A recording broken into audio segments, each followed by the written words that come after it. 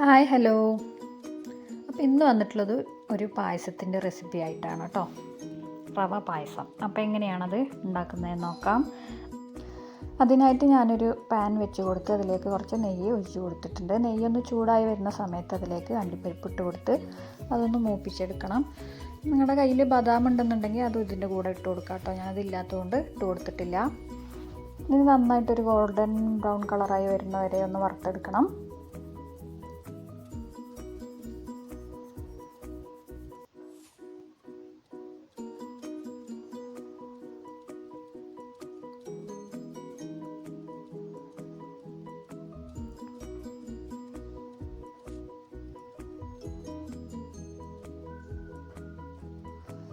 ഇനി നമുക്കിതിലേക്ക് ഒരു അരക്കപ്പ് റവ ചേർത്ത് കൊടുക്കാം. ഈ റവ നന്നായിട്ട് ഈ നെയ്യിൽ ഒന്ന് വറുത്തെടുക്കണം.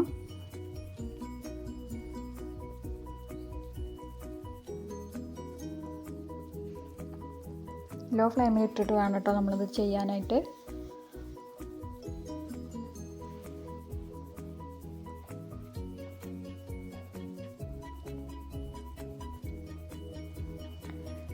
ഇനി ഞാൻ ഇതിലേക്ക് ചേർത്ത് കൊടുക്കുന്നത് 1/2 ലിറ്റർ പാലാണ് കേട്ടോ. അതിൽ നിന്ന് കുറച്ചൊന്ന് മാറ്റി വെച്ചിട്ടുണ്ട്.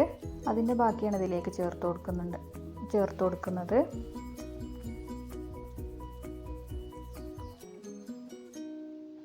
തിളപ്പിച്ചെടുത്തിട്ടുള്ള പാലാണ് ചേർത്ത് കൊടുത്തിട്ടുള്ളത്. ഇതൊന്ന് മിക്സ് ചെയ്ത് കൊടുക്കാം.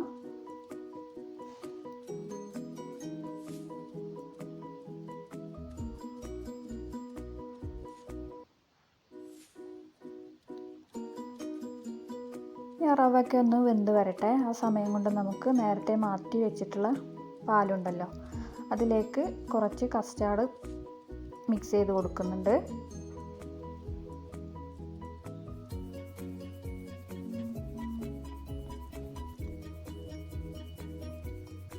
അതിലേക്കൊരു നുള്ള് കുങ്കുമപ്പൂ കൂടി ഒന്ന് ഇട്ട് കൊടുത്ത് മിക്സ് ചെയ്യുന്നുണ്ട് കേട്ടോ. അതങ്ങോട്ട് മാറ്റി വെക്കാം.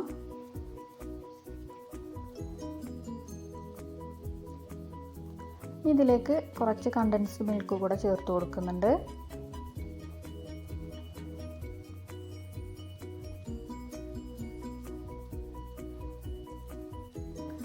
ഇത് നന്നായിട്ടൊന്ന് മിക്സ് ചെയ്യണം.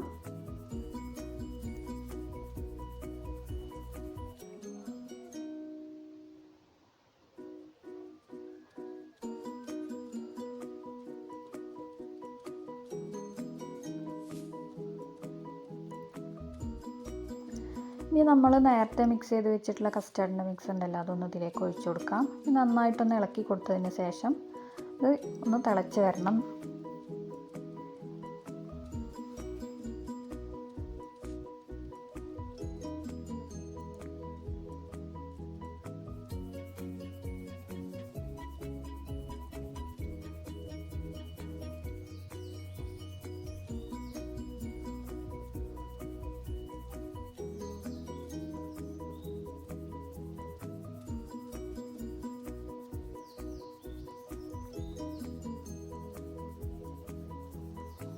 ഇനി നമുക്കിതിലേക്ക് കുറച്ച് ഏലക്കായ പൊടിച്ചത് കൂടി ഇട്ട് കൊടുക്കുന്നുണ്ട് കേട്ടോ. അതിനുശേഷം ഫ്ലെയിം ഓഫ് ചെയ്യണേ. അപ്പോൾ ഇതാ നമ്മുടെ റവ പായസം റെഡി ആയിട്ടുണ്ട്. നമ്മളെപ്പോഴും വീട്ടിലുണ്ടാക്കുന്ന പായസത്തിൻ്റെ ആ ഒരു ടേസ്റ്റിൽ നിന്നും ഒരു വ്യത്യസ്തമായിട്ടുള്ള ഒരു ടേസ്റ്റാണ് കേട്ടോ. അപ്പോൾ എല്ലാവരും ഒന്ന് വീട്ടിലുണ്ടാക്കി നോക്കുക.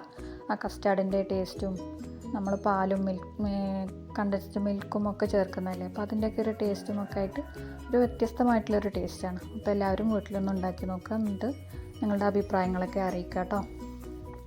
വീഡിയോ ഇഷ്ടപ്പെട്ടാൽ ഷെയർ ചെയ്യാനും ലൈക്ക് ചെയ്യാനും കമൻറ്റ് ചെയ്യാനും മറക്കരുത്. ചാനൽ ആരെങ്കിലും സബ്സ്ക്രൈബ് ചെയ്യാതെ കാണുന്നവരുണ്ടെങ്കിൽ ഒന്ന് സബ്സ്ക്രൈബ് ചെയ്യുക. നിങ്ങളുടെ ഫ്രണ്ട്സിനും ഫാമിലിക്കൊക്കെ ഒന്ന് ഷെയർ ചെയ്ത് കൊടുക്കുക കേട്ടോ.